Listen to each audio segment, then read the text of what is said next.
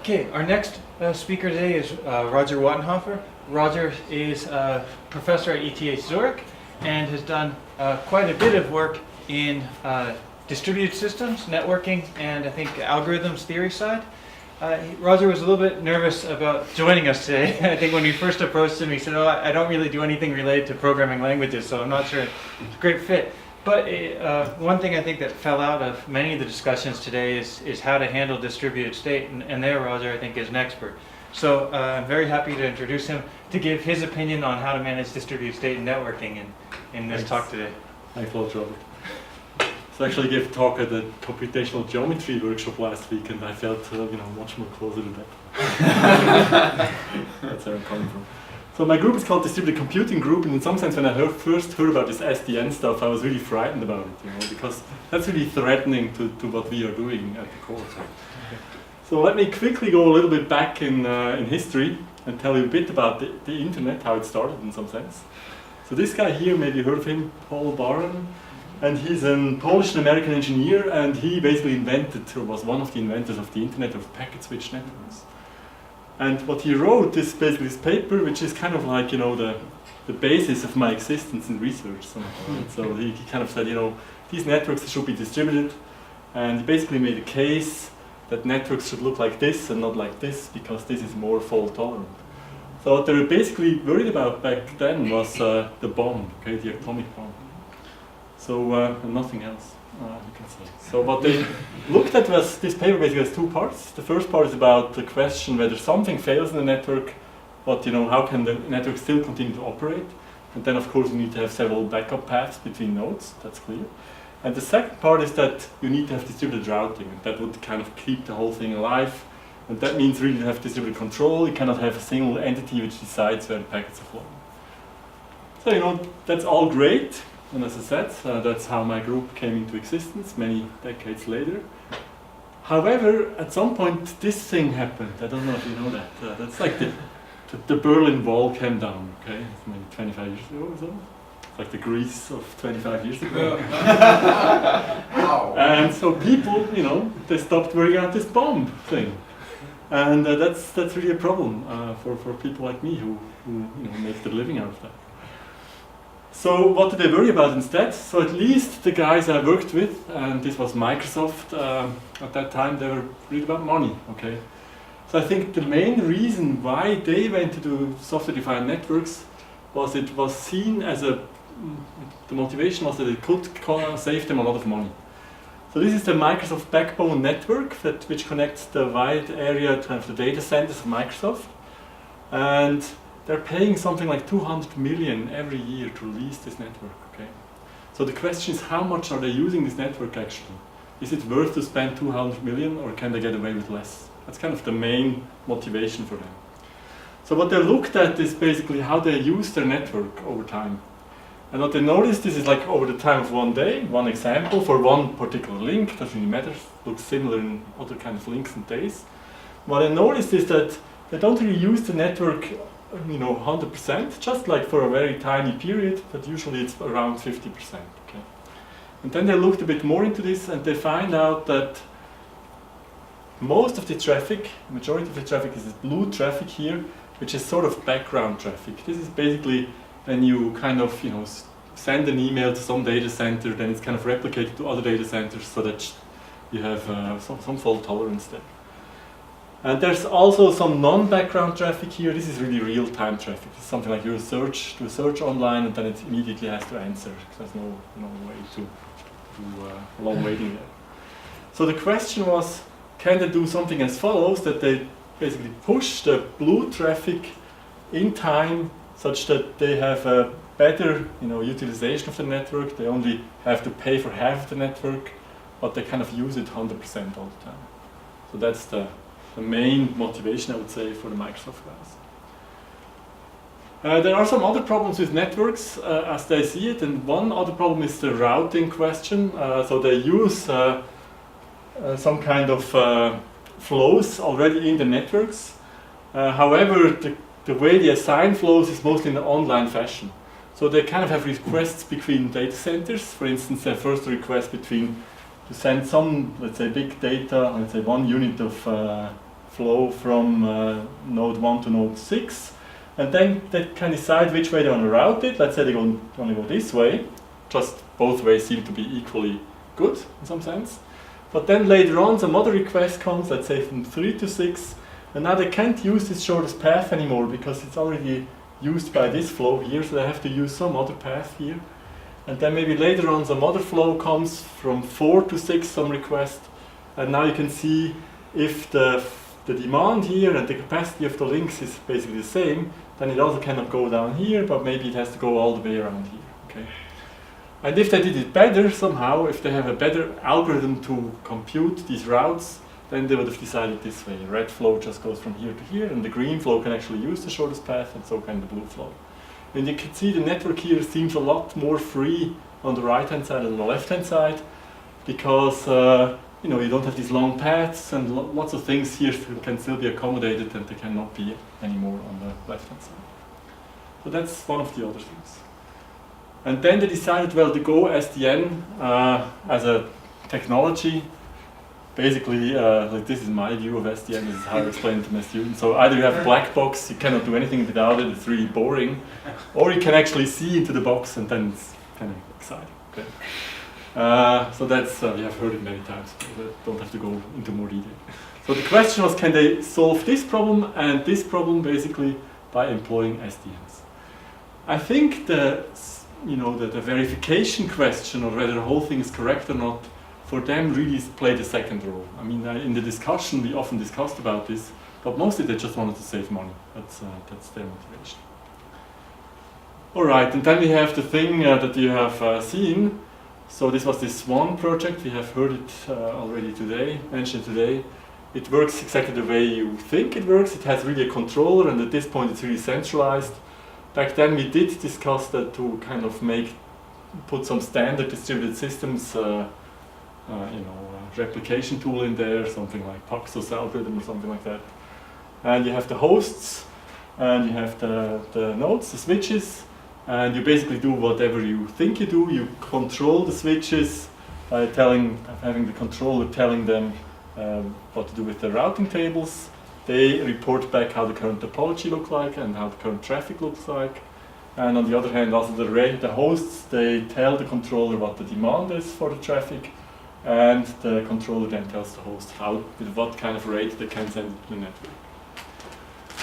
So this is this one project. I'm the only non-Asian guy on this project, just because I happened to be in that group at that time. And the way we solve it is really just using standard mathematical optimization. Okay? And this is maybe, this is a very strong tool, I would say, if you want to solve something like this. If you really want to get the last percentages of the network capacity that you get, then you just put it in an optimization problem and let some kind of optimization framework solve it for you. And I before I came here, maybe I had a hard time to understand what the programmer would actually, where would the programmer fit in here? What would the programmer, could the programmer do anything better than this? Or, at what level would it really interact, the program, with the system? So this is still not so quite clear to me, but this is one way to solve it. So there's maybe one more and maybe even more important aspect, maybe the main aspect of my research I did with Microsoft, and I'm still doing at the current time when I look at networks. And this is network updates. So these networks, they're highly dynamic. So also the topology is dynamic over time. So some links really go down, or some capacity really changes over time. But what is much more important is that these demands will change over time. So what Microsoft is doing right now, they really every few minutes basically they check what the demands are, and then they recompute how flows should be flowing. And what you can see here is that you have a blue and a red flow that are flowing in this network like this. And for some reason they want to reroute them, as we have seen in this online example before, to maybe make some room for other flows that have the demand coming in. So how do we get from this state to this state? Okay. So basically you have to update the nodes, you have to update the protocols at the nodes, and the question is how you do it. And what you cannot do is just simply reroute flows somehow, because if you just do that, then you go over the limit at some edges maybe, or at some nodes, And once you start doing this, you really build up huge queues maybe, or many packets get dropped, and that could be a problem. So neither moving the red flow or moving the blue flow to the final position might make sense in this case. This doesn't even make sense if the capacity of the links is much higher than the capacity of the demands, right? Even if it's, let's say, 50% higher, then even if you move one of those flows, then you go 50% above the capacity of these links. So what you can do then, let's say, if you have something like slack on all the links, then you can go through intermediate stages, okay? So you can say you have an initial stage, you have a target state, and you have some slack of capacity left free, intentionally free on each of the edges. Then you can say, well, then maybe with a series of moves you can get from one configuration to another configuration. Alright, so that's one solution that could be possible. And another solution, well, here it's depicted, so let me quickly go through it. So let's say you have a third of the capacity free on all these links. Then of course you can take half of this demand for flow F2 and move it already to the target state, and then move the blue flow around, and then move the rest of the red flow around, something like this. Okay. So another thing we proposed in this one paper, and maybe I'm responsible mostly for things like this stuff here, is to have consistent updates. Consistent updates in terms of the demand of the flows on the links. So what we do is we look for a series of steps, for step 1, 2, 3 and so on.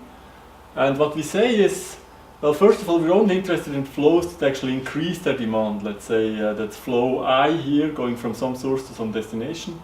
And only if this guy increases the demand we're interested in it. If it actually shrinks the demand or goes away, then we don't have to worry about it. We can do this right away at the beginning and just implement this. But if the flow is increasing, then we have to make sure that if we go from the initial state to the next state, that the flow that we have that goes over some edge from some demand at the initial stage and then the next stage, that together kind of the maximum of those two, if nothing changes it, that's the same number, but if something adds to it, that's the maximum of the two, that this over all the flows stays below the capacity. And the rest is just the formal, this LP that we have seen before. And with this we can basically show that we can have the fewest possible steps to go from one consistent worker of the network, consistent configuration, to another consistent configuration you want to have in the future, which with as little time as possible. So that's something we look at. And then it goes a bit more. I have one more algorithm slide here, but it's just a summary to throw some buzzwords at you. So what we do actually, we have priority classes of how important is the flow. So I said this before, so there's flows which kind of are real time, and we want to have them, go there right now and not be interrupted at all. And so we always allocate space for the capacity for the highest priority flows first, and then we just solve an LP, a linear program, for this highest priority first. We assume the flows are splittable here, because we kind of say if you have several nodes which are part of it and they have different ports, we can kind of split along the ports. And this can really be solved quickly and fast within seconds for these capacities. Within a priority class, we also want to have some fairness, and that kind of changes the LP a little bit. But basically, well, this is, I would say, many of the pages of the paper are really about this, but that here is just a technical detail, I think. So we want to have a fair approximation, and we want to have the highest priority first. So we tested this a bit. So this is kind of what you see here in minutes. So in this prototype evaluation, we had three kinds of flows. We called it the interactive flow, which had the highest priority, and then there was something called elastic for little less priority applications, and then some kind of background flow. And what you can see here over the course of some minutes is how well we can use the channels.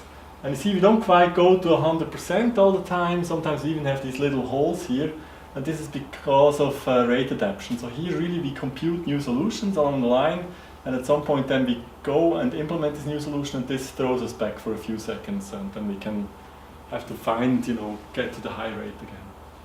And the optimal line is here. So this was if we really didn't have this computation and changing time, because sometimes we just didn't use all the all the capacity of the network in this example. Okay, so that's a quick show of what the Swan project did. In some sense it was interesting for us because Swan would have basically two parts. So one part was about controlling the rate to tell hosts how fast they can send data into the network. And the other part is kind of the routing part, you know, who should send the data which way. And we also ran Swan without this rate control, so the host would still send that maximum rate possible. They will not only be basically limited by the network itself. And then you can see we already get a bit better than state of the art, but of course we cannot get to the much better capacity utilization that basically some kind of circuit switch network would have. Okay, so there's many things to be said about this, but we have heard the story before. What's the intuition for why the gap is so huge there? I know back, forward. Forward? Yeah. So This the one gap here. between the blue and the green, like what's the intuition? Good question.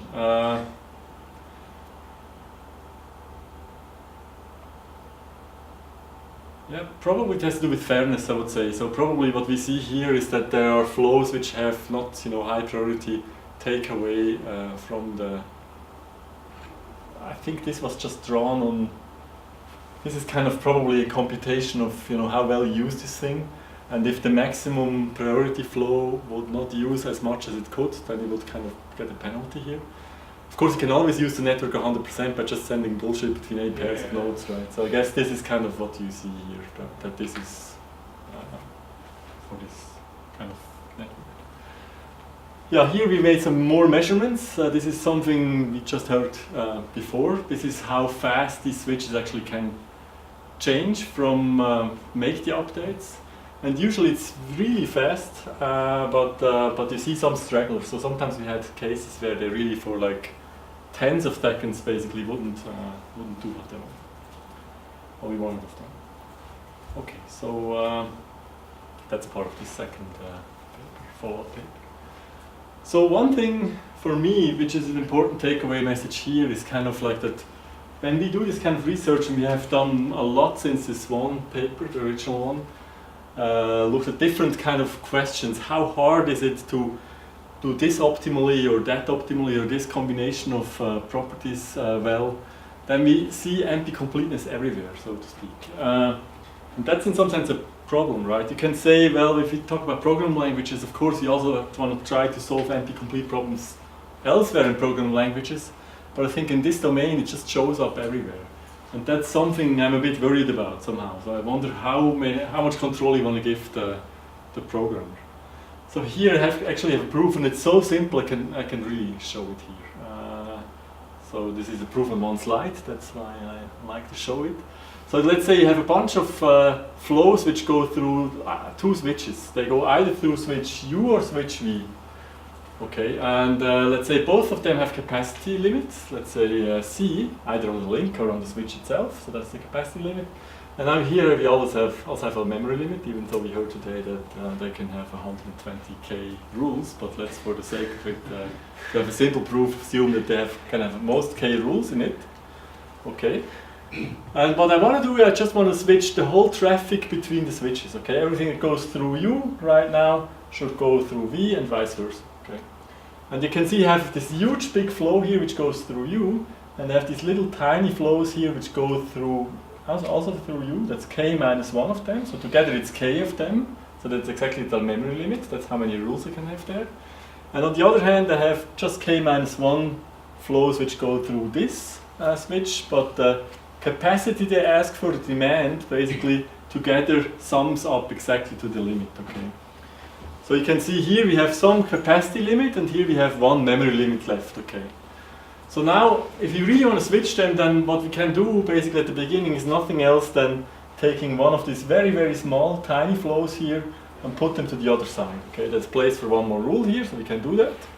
And since they are really tiny, they would not go against the capacity limit, essentially. And then we have space to put the blue flow to the left side, and then we can take an epsilon flow to the right side, the blue flow to the left side, and so on. Okay, so we always switch them back and forth. However, at some point we have to move the big red flow, okay, and we can only move it at this point when about half the flows will be, blue flows will be on this side and half the flows will be still on this side. Namely, if the capacity of the flows which are still on this side is exactly C over 2, and the capacity of blue flows which is on this side already is also exactly C over 2. Okay, and then this is the only point where we can actually move the red flow over here. So yes, and that's a hard problem to compute. So maybe you have heard of this. So this is the so-called partition problem. If you have a set of values and you want to partition the values into two sets which have exactly the same sum, then this is a tough problem. And this is a silly example, of course, but I could give you like 20 of those, right? And for different kinds of variations of moving around flows. So this brings me to network dynamics. Let me quickly check with time. Easy. So, so this is something we did at some point, a hotnets paper, and also looked at since then. What we looked so far at is only at flows and kind of have properties such that we don't go over the capacity limits at the edges. Okay, but you can have a whole set of other possible properties you would want to have. Okay, and here are some of them. Let me try to explain some of them. So this is basically the property or consistency space we looked at. For instance, bandwidth limit is the one we just looked at, where we say we don't want to have problems with our bandwidth constraints. Then something like packet coherence we have heard before today, which means that packets should follow like a predefined path, either the path, let's say, in the old setting or in the new setting, but it should not mix between them. We have something like loops. We don't want packets to go into loops. We don't want packets to be dropped, and leave it open what is more important. What is clear, however, that this is more complicated than this one to achieve. And we have something we can call eventual consistency, okay, that eventually everything is okay again. And we argue that this is always guaranteed. So what we have on the horizontal axis is kind of how difficult these things are to achieve, however not basically just from a qualitative level, not from a quantitative level. So for instance, if we look at bandwidth limit, what we had before, when you look at the bandwidth of the links, then this is clearly a global problem, right? So in order to move around flows from one position to another position, you might have to check other flows, and you might have to check there is no problem, no conflict between them. So we can do this by doing these staged partial moves, exactly as Swan is doing this, but it's something, the whole network is affected and not just part of the network, even though you only make change in little parts of the networks. Packet coherence, you can also look at this. You can either resolve it globally by basically giving out sequence numbers, for instance. You can say it's the old or new version. Or you can have maybe something a bit more, qualitatively speaking, easier by just looking at dependencies between streams, like downstreams. You say flows, they visit some parts of nodes, and you just look at the nodes that they visit downstream. And then there's some of these consistency properties here which just depend on themselves. For instance, if you want to have something like drop freedom, you just have to make sure that you add a rule before you remove a rule, right? Then it's clear that the packet is not being dropped. And on the other hand, this is something actually we don't have in the new version of this anymore, but memory limit, if you don't want to go above the memory limit, then you just have to make sure that you remove before add. And this kind of already shows, right, that if you start combining these things, which of course would make a lot of sense, then you start to get much more complicated problems. For instance, to have both of them, you know, well, have to do two conflicting things essentially from a quality level. Swap. Yeah, that would be possible. Also, some of these things are actually really special cases of other things. For instance, and that's basically something you said. You know, looking at loop freedom is for sure easier than, let's say, bandwidth limit, because once you start having loops, right, then you start to have you go over bandwidth very quickly, right? So this is kind of a prerequisite for bandwidth. And you know, we try to understand a bit the space that we are in here. I have a few slides that just looks at loops for the next few slides, because I think it's an interesting special case. So, what I have here is just an example of a network. I just show you how the flows go first, how the routes basically are defined first for a destination D, and how the right hand side is the same network. It's just, after we update the rules, we want the flows to go this way. Okay. So some things are changed, but not much. And you can see here that if we just basically from the controller just update some of the rules such that they, instead of sending directly to the destination D, X now sends to Y, here, before D, then Y. And the three other updates, if you just do them, then bad things might happen, right? It might happen, for instance, that this updated X is executed first, and then X already uses the new rule going to Y, but Y still uses the old rule, and you already have this loop. Okay. So the question was a bit, what can we do about this? How can we, improve on this? And yeah, one solution you have heard already today, this is why my talk is so much faster than originally planned, because many things you have heard already today, is just to have version numbers. You say, well, all the packets first, they always get another field in their header, which is kind of the version number. So what you do is basically first tell all the nodes about the new version, what the rules with the new version would do. And then once they have heard all this and committed to that, basically, they know all about this, then the controller will tell all the nodes that now they can switch from version number 1 to version number 2. And then after some time, we know that there's no more version number 1 packets in the network, and then the controller can tell the nodes to delete the rules of version number 1, for instance. So this, it's boring again, this guy always comes up here. It's boring, not as a suggestion, not as a protocol, but it's boring for this node, right? Because somehow this node might think, well, why do I care about this, right? So I can implement my rule immediately, because it seems that it's correct anyway. No matter whether X directly sends to D or whether X sends to Y, my packet for sure comes to the destination. So if you don't care about per packet coherence, then you just implement it here.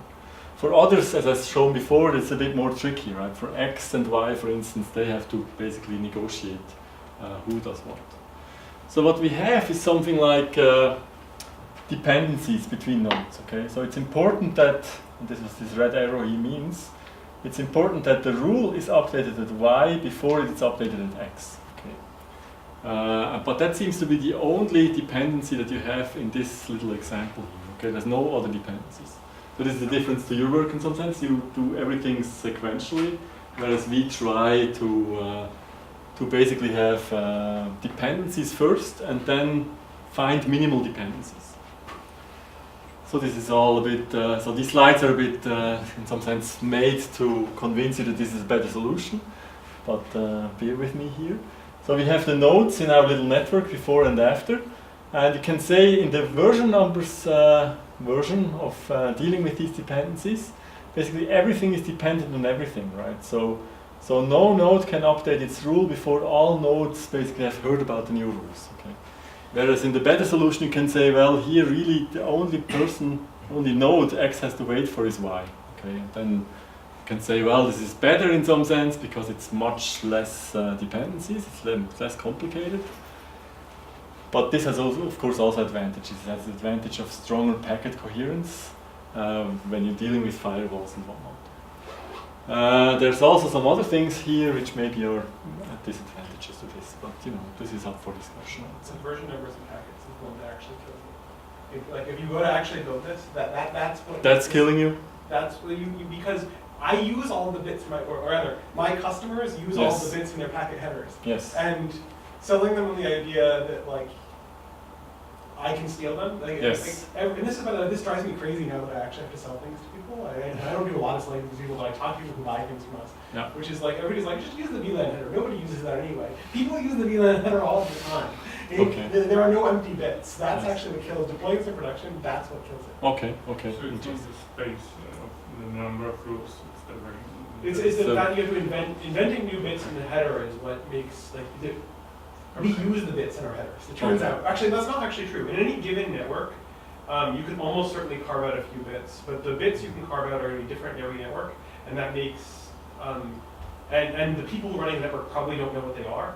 And so you need to build, one, the tooling they can run in their network in order to figure out what the bits they don't use are. Then hope that you have the tooling to actually go write from those bits and read from those bits, which finding like 2 or 3 bits that you can program with OpenFlow is impossible. Essentially, you get one set of bits, the GSC bits, because otherwise you have to grab like an 8 or a 10-bit field, and that is almost certainly used by other people. Anyway, long thing. That's what kills it. Okay, thanks. Okay, so I put this more prominently.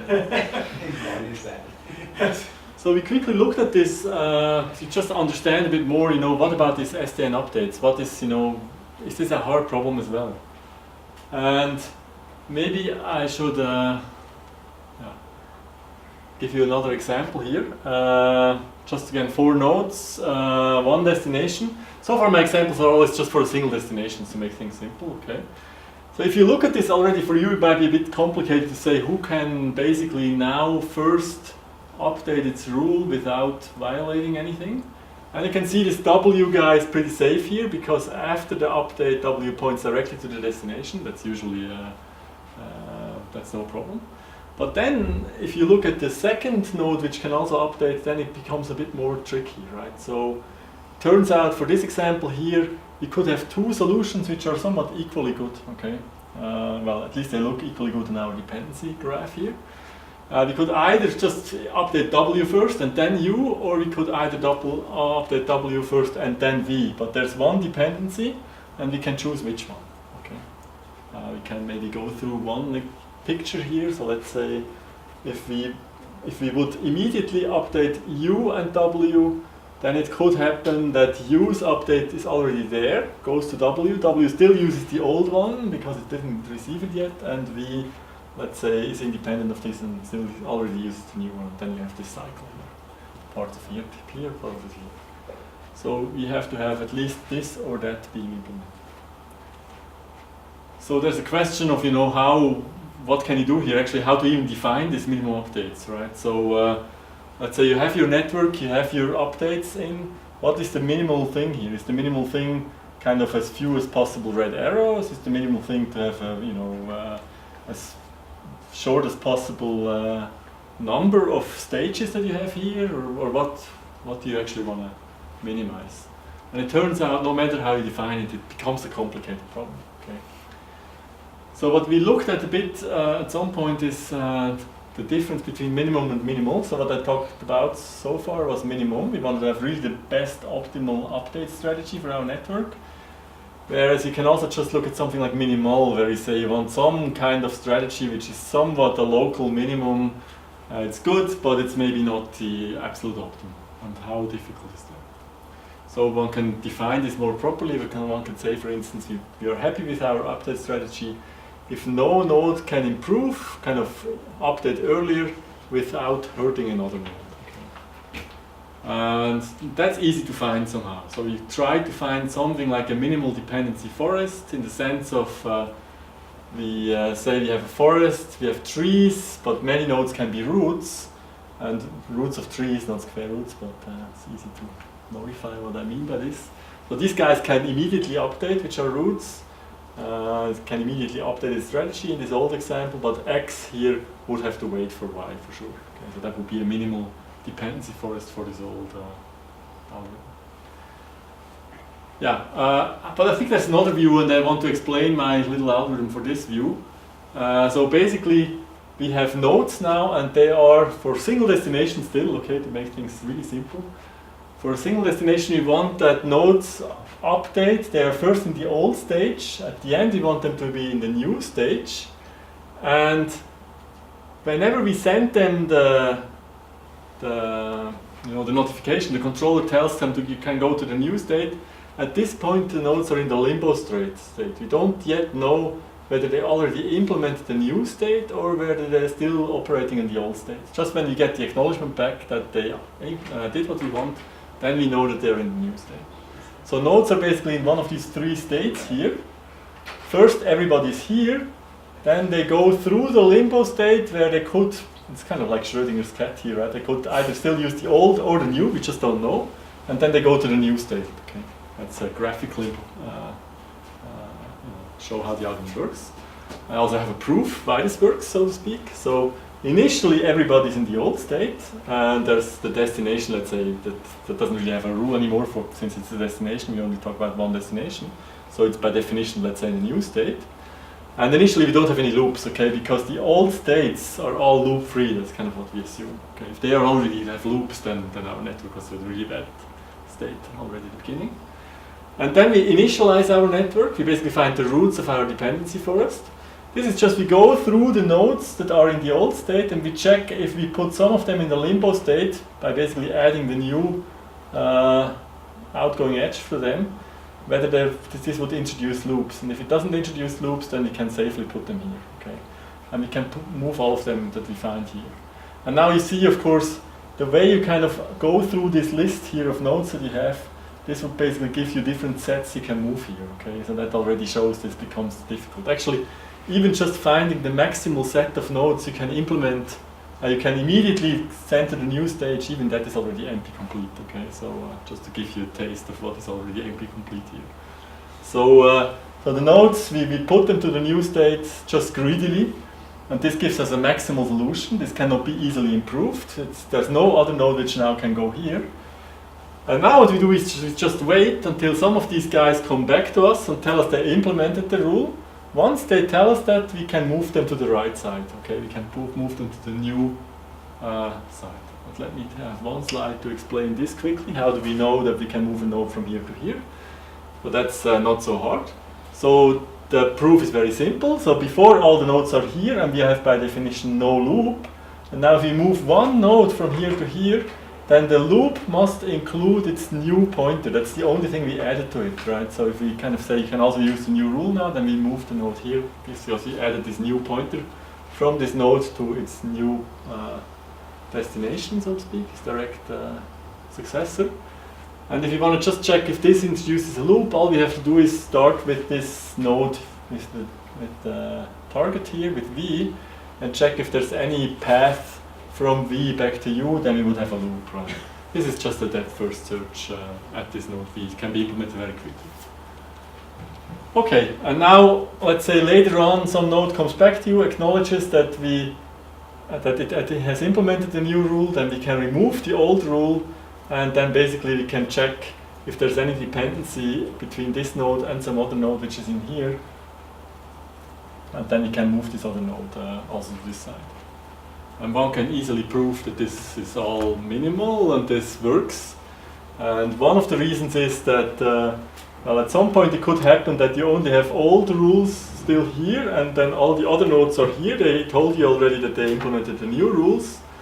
But there's nobody here anymore, okay? That would mean we have a deadlock, that no nodes, if no nodes can move anymore here, then no old nodes will go in the middle anymore.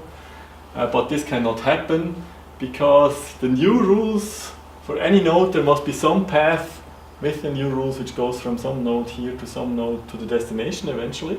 So there must be some kind of pointer, some new pointer pointing from one of these nodes to one of these nodes. And that's the guy you can actually put to the limbo state that wouldn't introduce a loop. Good, okay. So that was, that was some kind of proof to annoy you, to show you a bit the algorithm side. So what we have essentially, let's go back one level. What we have basically is we have some kind of directed acyclic graph which tells us what we do at nodes. For instance, we can say we introduce some kind of rule at some node, and they are connected through some kind of edges which tell us what to do at what point, but we have to wait to do this after we have done that and so on. So that's kind of the main architecture that we suggest. And I showed you already this thing here, so not only for loops this could be interesting, but for all sorts of consistency properties we can try to understand what's going on there and how hard is it to do. And I think I have one last little example here. And this is just one example to show you that things can really become complicated. This is now for multiple destinations. So this is a network which just with 3 nodes, and it routes for some reason clockwise, okay? And now you want to, somebody comes from Australia probably, and he wants to route counterclockwise, the same network. Okay, and how do you update something like this? Okay, so there's not one destination in this network, but everybody could be a destination. And let's say we have something like default rules. The default rule is just here, if I'm not the destination of this packet, then I would just forward it to the next guy, and here the same the other way around. And now if you think about it, how do you go from here to here? And if you really say, well, we want to insert, let's say, a new rule that says we want to route from U to W for the default, if I'm not the destination of the packet.